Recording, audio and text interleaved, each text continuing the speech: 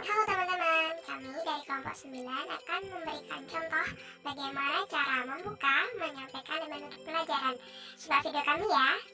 Assalamualaikum warahmatullahi wabarakatuh. Saya Bagus Ainur Rosikin, NIM 9321303919. Saya akan menjelaskan tentang komponen-komponen pembuka pelajaran. Yang pertama, membangkitkan perhatian atau minat siswa. Dan seperti ini contohnya. Assalamualaikum warahmatullahi wabarakatuh. Selamat pagi semuanya. Bagaimana kabar kalian hari ini? Alhamdulillah, jika semua baik-baik saja dan sehat walafiat. Selanjutnya saya akan mengabsen kalian semua untuk mengetahui siapa saja yang masuk dan tidak. Dan setelah absen, nanti saya akan memberikan kuis kepada Anda dan saya akan menilai bagaimana Anda untuk menjawab pertanyaan dari saya, apakah benar atau salah, atau lengkap atau tidak. Ini sebagai nilai tambahan kalian semua. Dan yang kedua adalah menimbulkan motivasi. Contohnya seperti ini. Kita akan membahas tentang fungsi-fungsi Al-Quran. Yang pertama adalah Al-Huda, yaitu petunjuk. Kenapa bisa dibilang begitu? Karena dalam Al-Quran ada 3 posisi Al-Quran yang fungsinya sebagai petunjuk. Al-Quran menjadi petunjuk bagi manusia secara umum, petunjuk bagi orang-orang yang bertakwa, dan petunjuk bagi orang-orang yang beriman. Yang kedua Al-Furqan. Al-Furqan adalah pemisah. Fungsi Al-Quran sebagai pemisah adalah Al-Quran dapat memisahkan antara yang hak dan yang batil, atau antara yang benar dan yang salah. Di dalam Al-Quran dijelaskan beberapa hal mengenai yang boleh dilakukan atau yang baik dan tidak boleh dilakukan atau yang tercela. Dan semua hukum-hukum pun sudah tertulis di dalam Al-Quran. Yang ketiga asyifa, obat. Al-Quran bisa menjadi obat penyakit mental, di mana membaca Al-Quran mengamalkan dapat menghindar dari berbagai penyakit hati atau mental. Yang kedua al-mau'izah atau nasihat. Di dalam Quran banyak memberikan nasihat-nasihat untuk peringatan terhadap kehidupan manusia yang dahulu hingga sekarang agar menjadi manusia yang lebih baik di masa yang akan mendatang. Yang ketiga yaitu memberikan acuan atau struktur. Dan beginilah contohnya. Tadi kita membahas tentang fungsi-fungsi Al-Quran. Selanjutnya saya akan memberikan tugas kepada kalian semua untuk mendefinisikan atau bagaimana mengamalkan fungsi-fungsi Al-Quran dalam kehidupan sehari-hari, lalu menceritakan ke depan agar saya tahu bagaimana pemahaman Anda tentang materi hari ini. Yang keempat yaitu menunjukkan kaitan, dan seperti ini contohnya. Tadi kita mempelajari tentang fungsi-fungsi Al-Quran, dan sekarang kita akan mempelajari bagaimana cara mengamalkan dalam kehidupan sehari-hari. Halo semuanya, saya Isma Lutfiana Fathiyah, NIM 932130619. Di sini saya akan memberikan contoh bagaimana cara menyampaikan pelajaran. Sebelumnya, ada 6 komponen dalam menyampaikan pelajaran. Yang pertama, tujuan. Yang kedua, bahan pelajaran. Yang ketiga, metode yang digunakan. Yang keempat, alat. Yang kelima, sumber pelajaran. Yang keenam, evaluasi. Ditambah satu lagi yang terpenting, yaitu kegiatan belajar mengajar. Berikut ini contoh menyampaikan pelajaran. Oke, baik semuanya, bisa dibuka buku Al-Yusra pada halaman 7. Nah, kemarin kita sudah membahas mengenai kedudukan Al-Quran. Apakah di antara kalian masih ingat bagaimana kedudukan Al-Quran? Ya, benar sekali. Kedudukan Al-Quran merupakan sumber pertama dan yang paling utama bagi umat Islam. Di dalamnya terdapat berbagai aspek yang dibutuhkan oleh umat Islam dalam menempuh kehidupan sehari-hari. Dan sekarang pada poin yang kedua kita akan membahas tujuan dan fungsi Al-Quran. Di sini apakah ada yang tahu apa tujuan dan fungsi Al-Quran? Ayo coba mengacungkan tangan. Bisa sebut nama dan juga NIM-nya.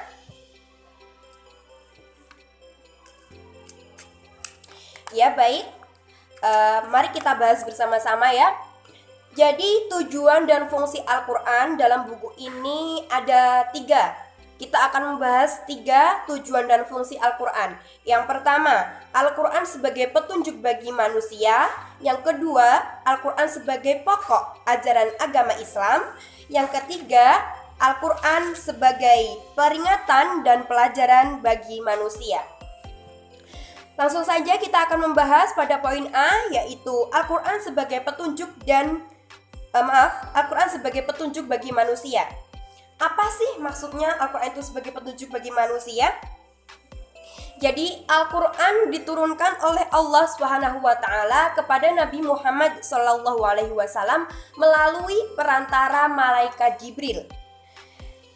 Tujuan Al-Quran diturunkan kepada manusia itu sebagai petunjuk, ya. Dan jika manusia mengikuti petunjuk yang telah tercantum di dalam Al-Quran, maka akan dijamin hidupnya menjadi terarah, memiliki tujuan, sehingga tidak salah dalam melangkah selama masa hidupnya. Seperti dalam surat Al-Baqarah ayat 185. A'udzubillahi minasyaitonirrajim. Bismillahirrahmanirrahim. Syahrul Ramadan alladzi unzila fihil Qur'anu hudal linnasi wa bayyinatin minal huda wal furqan. Yang artinya, bulan Ramadan adalah bulan yang di dalamnya diturunkan Al-Quran sebagai petunjuk bagi manusia dan penjelasan-penjelasan mengenai petunjuk itu dan pembeda antara yang benar dan yang batil. Apa sih artinya?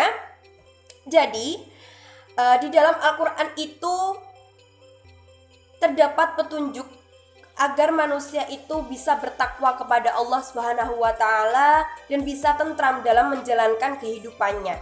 Karena apa?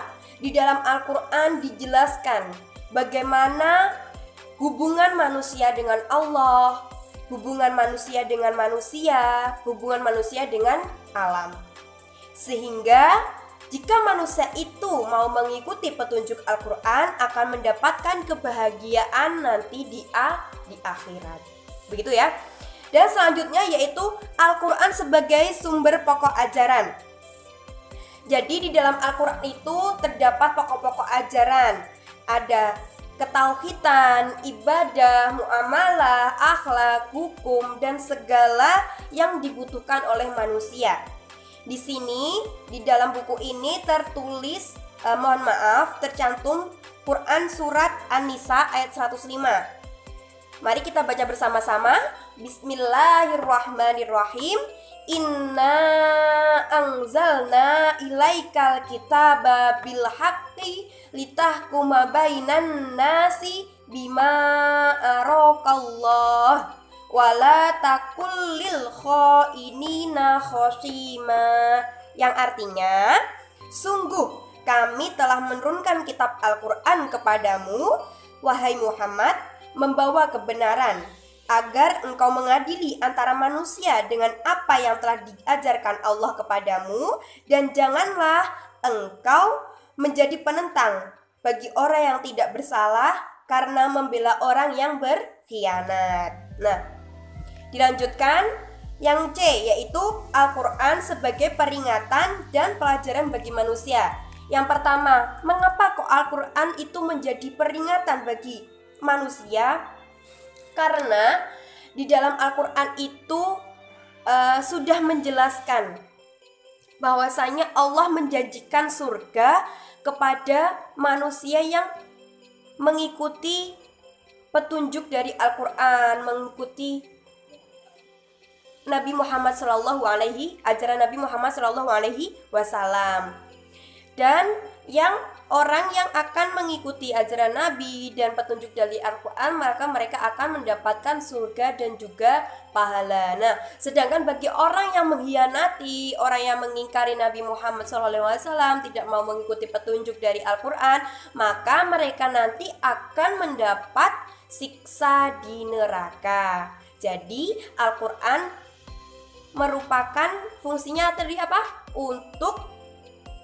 Sebagai peringatan bagi manusia. Dan selanjutnya itu ada pelajaran. Mengapa kok Al-Quran menjadi pelajaran bagi manusia.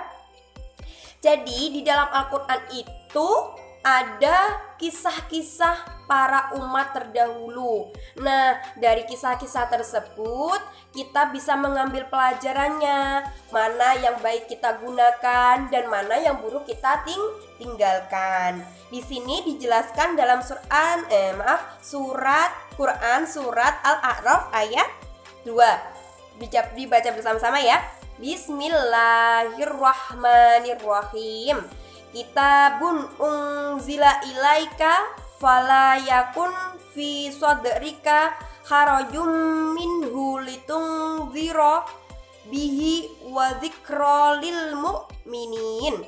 Yang artinya, inilah kitab yang diturunkan kepadamu Muhammad, maka janganlah engkau sesak dada karenanya, agar engkau memberi peringatan dengan kitab itu dan menjadi pelajaran bagi orang yang beriman. Nah, baik, dari sini ada pertanyaan? Ya, bisa diingat kembali ya. Tadi tujuan dan fungsi Al-Quran ada berapa? Ya, 3. Yang pertama, Al-Quran sebagai petunjuk bagi manusia. Yang kedua, Al-Quran sebagai sumber pokok ajaran Islam. Yang ketiga, Al-Quran sebagai peringatan dan pelajaran bagi manusia. Nah, dulu Al-Quran diturunkan kepada Nabi Muhammad melalui perantara malaikat Jibril. Ya, tadi mengapa sumber pokok Al-Quran, mengapa Al-Quran itu menjadi sumber pokok ajaran Islam? Karena di dalam Al-Quran terdapat berbagai pokok-pokok bahasan atau dasar-dasar ajaran Islam, yaitu akidah, ibadah, akhlak, hukum, lalu dan segala yang dibutuhkan oleh kehidupan manusia. Ya, baik. Apabila tidak ada yang ditanyakan, kita akan membuat kelompok. Jadi tolong membuat 3 kelompok. Di sini nanti saya akan memberikan beberapa penggalan ayat Al-Quran. Nanti tolong digabungkan, disusun. Setelah itu silahkan dicari artinya dan dihafalkan. Begitu ya? Oke, silahkan. Demikian contoh video dalam menyampaikan pelajaran.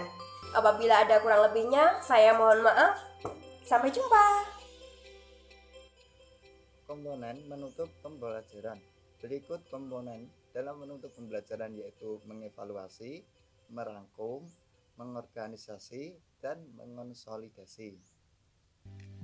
Baik, contoh dari menutup pembelajaran. Ya, yang sudah saya jelaskan tadi, mungkin para siswa dapat menjelaskan kembali atau merangkum. Coba angkat tangan dan sebutkan namanya.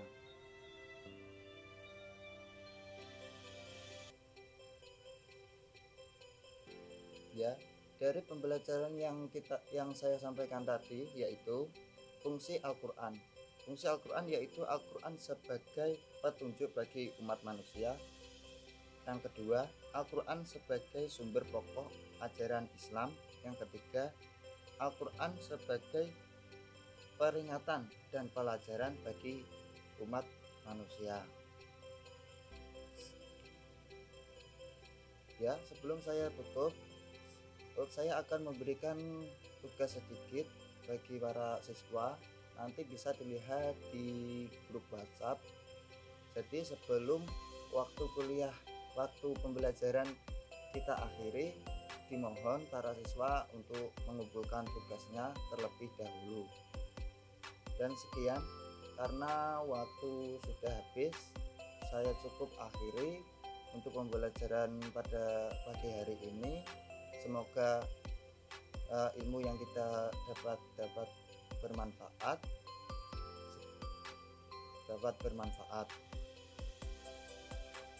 Untuk mengakhiri pembelajaran pada pagi hari ini, marilah kita berdoa menurut ajaran agama masing-masing.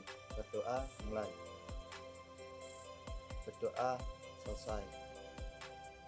Cukup sekian dari saya. Wassalamualaikum warahmatullahi wabarakatuh.